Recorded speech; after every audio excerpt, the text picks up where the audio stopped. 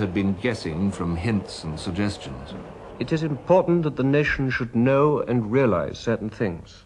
Since Monday morning last, the German advance has been one of almost incredible rapidity. British forces fought a terrible fight which may be called the action of Mons. The broken army fought its way desperately with many stands, forced backwards and ever backwards by the sheer numbers of an enemy prepared to throw away 3 or 4 men for the life of every British soldier. Our losses are very great. I have seen the broken bits of many regiments. Some have lost nearly all their officers. To sum up, the British Expeditionary Force has suffered terrible losses and requires immediate and immense reinforcement. Lord Kitchener, Secretary of State for War, at once circulated an official correction to the Times correspondent's alarming dispatch. There has, in effect, been a 4 days battle on the 23rd, 24th, 25th and 26th August. During the whole of this period, the British troops, in conformity with the general movement of the French armies, were occupied in resisting and checking the German advance and in withdrawing to the new lines of defence. In the House of Commons, the Prime Minister, Mr. Asquith, also made a statement. It is impossible too highly to commend the patriotic reticence of the press as a whole, from the beginning of the war up to the present moment. The publication in the Times would appear to be a very regrettable exception, and I trust it will not recur. The British public was not ready for too much truth. Even in victorious Germany, there were signs which contradicted the boasting of the press. A British-born German princess wrote on September the 2nd, "Today I went out to the Grunwald to see the arrival of trains full of wounded, in the hope that I might see some English and help them. But it turned out to be a false report, and they were only transport trains carrying troops from the Western Front to Russia. There was a tremendous reception, but the troops looked too weary to respond to it. Very different from those of a short time ago." And in St. Petersburg also, bad news was making its first impact. I kept passing groups of people engrossed in very lively discussions. An especially large group was gathered before the bulletin boards of the newspaper Novoye Vremya. I was somewhat surprised, for I'd never seen so many people there. Certainly an event of exceptional importance must have occurred at the front. People looked upset, and a voice said, "What a disaster! Even generals have been killed. Why is the government deceiving us with news of victories?" To which another voice added, "It's exactly the same mess that happened during the war with Japan." A chill struck at the hearts of the Allied nations. A great weight seemed to be pressing down upon them all. Whatever might be happening inside the German war machine, whatever mistakes the Supreme Command might be making, the advance of the German armies seemed inexorable, invincible. Yet all was not well with the mood of the German soldiers. They were becoming weary beyond words, and weariness breeds bitterness. We marched on and on and on. We never dared to take off our boots because our feet were so swollen that we didn't think it would be possible to put them on again. And in a small village, the mayor came and asked our company commanders not to allow us to cut off the hands of the children.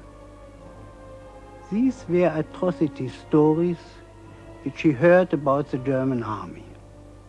At first we laughed about it, but when we heard of other propaganda things against said against the German army, we became angry. Our men are done up.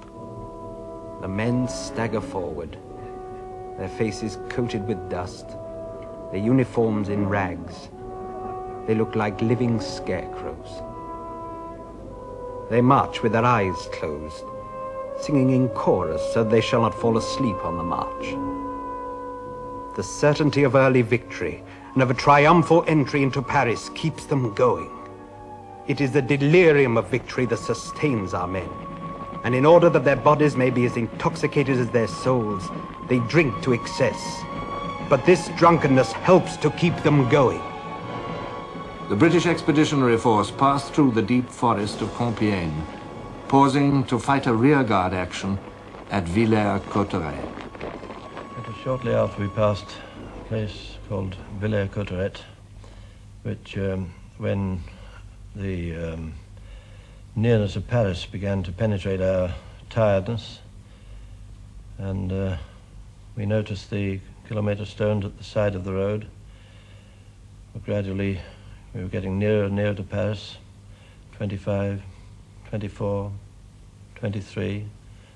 We couldn't believe it was happening to us, but every step nearer to Paris, as witnessed by these kilometre stones, were another blow on the head, which increased our depression, and we mentally felt that should we reach zero, that is Paris itself, that as far as we were concerned, we'd have lost the war. Day by day, the essential switch of divisions and army corps from right to left was going on. Day by day, the picture changing, imperceptibly but decisively. And all the time, as the troop trains rumbled across France to the decisive point, as the last pitiful batches of refugees made their escapes, and as the last kilometre posts dragged slowly past the exhausted soldiers, General Joffre was waiting his opportunity. Hour by hour, the news came in from airmen, from cavalry, from secret agents, from commanders. Much of it was bad, bad enough to frighten a lesser man to death. But one thing was certain.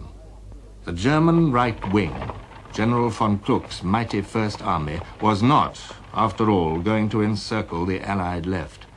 On the contrary, if it held on to its direction, it was going to march across the defenses of Paris, where Gallieni was waiting like an eagle, and as it did so, its own flank would be exposed. The most dangerous mistake in war. Joffre did not fail to perceive this. I actually saw him when, on the afternoon that he decided on the Battle of the Marne. I've never seen, very few people have ever seen anybody with such a burden placed on his shoulders, with nobody to help, just weighing the pros and cons of this movement and that movement, what orders to issue. It lasted quite a long time, perhaps a couple of hours. And then he got up, his decision was taken, and the orders went out that night. The pendulum was coming briefly to rest. For an indefinable moment of time, the soldiers paused in movement. Under the gilding leaves of early autumn, round their campfires, the men of the warring nations drew a little breath. The moment of decision was at hand.